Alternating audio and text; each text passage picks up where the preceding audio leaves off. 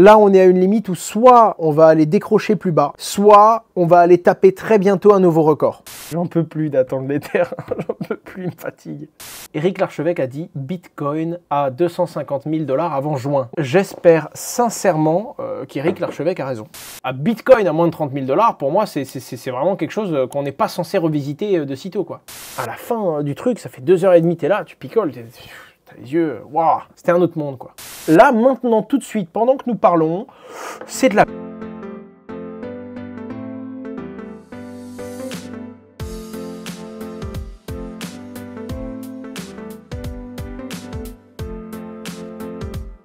J'ai kiffé la vidéo Crypto Drinks, ça change. C'est vrai que ça change. Je vais pas vous mentir, je suis pas très à l'aise dans ces exercices dans le sens où c'est pas les vidéos que je fais le plus, hein, vous l'avez compris. Déjà, le concept consommer de l'alcool, parler de choses sérieuses, c'est loin de ce que je fais habituellement, quoi, c'est sûr. Acheteur, est-ce qu'on peut acheter du Bitcoin maintenant? Est-ce que tu peux? Oui. Est-ce que tu dois? J'en sais rien. Je suis toujours pas ton père, hein, pour le coup, il me semble pas, et globalement, je vois toujours pas l'avenir. Donc, deux éléments qui font que, est-ce qu'on peut? Je sais pas, ça dépend si t'es encore solvable ou pas. Sympa la vidéo sur les agents IA. C'est une petite introduction, je pense que c'était nécessaire. Pour être franc avec vous, le sujet a déjà été pas mal traité, donc j'ai voulu le traiter sous un angle un petit peu différent. Et j'ai voulu préciser qu'actuellement, 99% des agents IA, c'est de la merde. Et tout le monde est là en mode, ouais, c'est l'avenir, c'est trop bien, c'est cool. Oui, c'est possible, comme les NFT au début, mais en attendant, là, maintenant, tout de suite, pendant que nous parlons, c'est de la merde. Il y a 2-3 bons projets, mais c'est de la merde. Ce serait pas bien, étant donné que c'est ma propre chaîne, ce serait assez mal vu de vous demander d'aller là-bas, de mettre un like, de mettre un commentaire, de dire que c'était vraiment génial, et puis ensuite de regarder toute la vidéo entièrement pour dire à YouTube que le watch time était très intéressant. Et puis si vous avez une télé à la maison qui est connectée également, vous pouvez lancer la vidéo et la regarder intégralement pour dire à YouTube encore une fois que le watch time est très important et...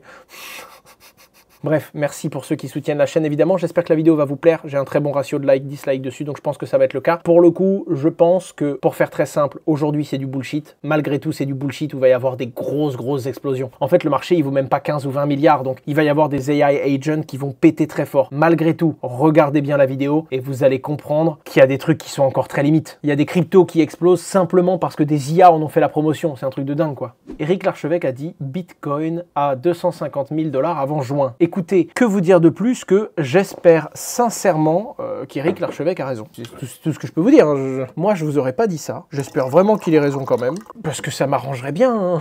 Soyons francs. Hein. Bitcoin à 250, ça veut dire quoi? Un Ether à 4200 $? Oh putain, j'en peux plus d'attendre l'Ether. J'en peux plus, il me fatigue. Non, mais sérieux, Ether, il est fatigant. Il est fatigant, il est usant, il m'use. J'en ai toujours, hein, j'y crois toujours. Je vais même vous dire mieux, je l'accumule, mais... Sérieux quoi, fais quelque chose.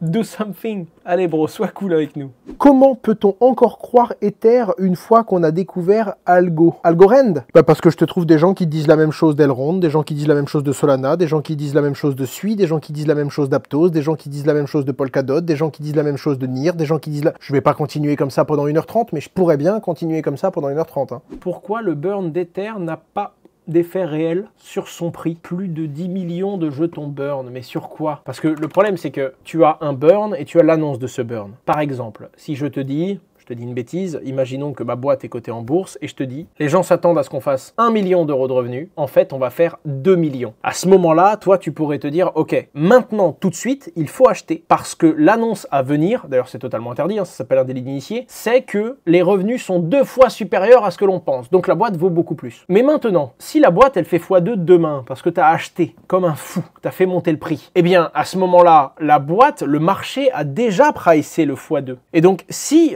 l'annonce est faite et que l'annonce c'est 2 millions, ben le prix ne devrait pas bouger. Ce que je veux te dire par là, c'est que pareil, quand tu regardes quelque chose où tu t'attends à ce qu'il y ait un mécanisme qui vienne augmenter ou réduire la rareté d'un actif de part de l'inflation ou de la déflation. Globalement, tous les jours, c'est réajusté. Tous les jours, le prix de l'Ether baisse, monte ou en tout cas est interprété par les investisseurs comme plus ou moins rare en fonction de son inflation. Si tu le vas sur Ultrasound Money, il me semble que c'est le site où tu vois l'inflation et la déflation, globalement, tu te rends compte que c'est inflationniste sur les derniers jours. Globalement, on est à 0,5% d'inflation par an. C'est ridicule, c'est rien du tout. Surtout si tu compares à ce que l'Ether serait en Proof of of work, on serait à 4% par an, c'est-à-dire 8 fois plus d'inflation et de nouveaux Ethers créés. Et en plus de ça, tu te rends compte que sur les 120 derniers jours, en moyenne, on est flat, c'est-à-dire qu'on a perdu à peu près autant d'Ethers que les Ethers qui ont été créés. Donc globalement, oui, l'Ether est moins inflationniste qu'avant, mais il est de nouveau inflationniste, donc pourquoi est-ce que son prix s'effondrerait ou pourquoi est-ce que son prix monterait? C'est une question d'interprétation.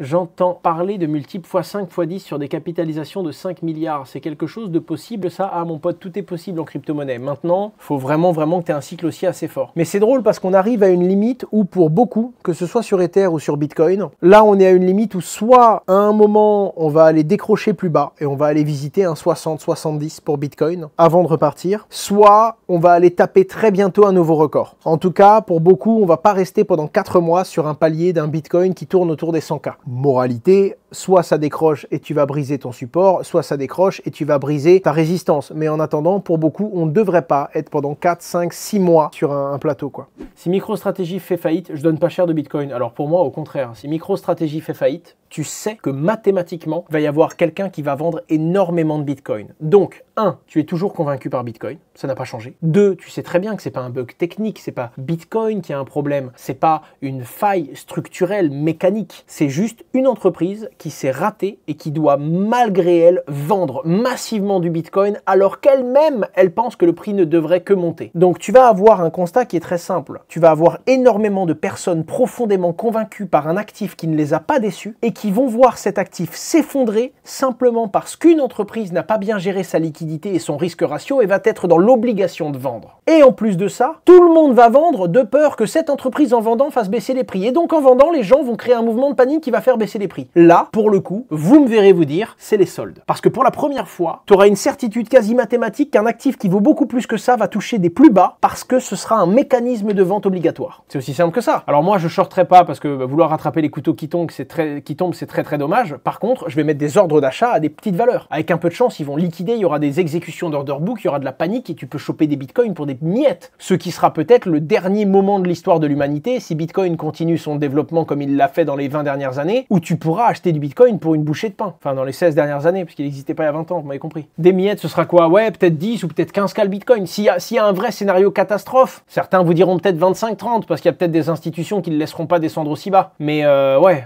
très clairement, hein, à Bitcoin à moins de 30 000 $, pour moi, c'est vraiment quelque chose qu'on n'est pas censé revisiter de sitôt, quoi. Mais bon, si Bitcoin il descend à 10K, bah, t'as qu'à acheter 0,1 miette, quoi. Tu mets 1 $ pour 0, moi je le prends, hein.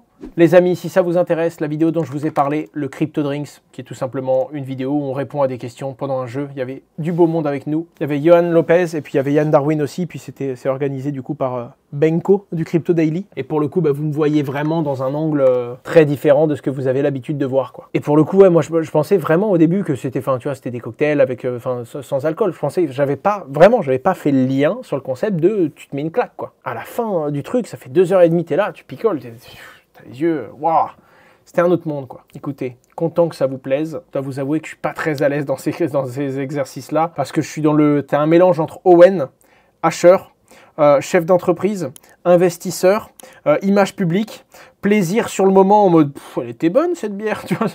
Enfin, même pas de bière du coup pour le coup. T'étais bien en roue libre, j'ai adoré. Bah, pour le coup, vous allez me voir un peu différent.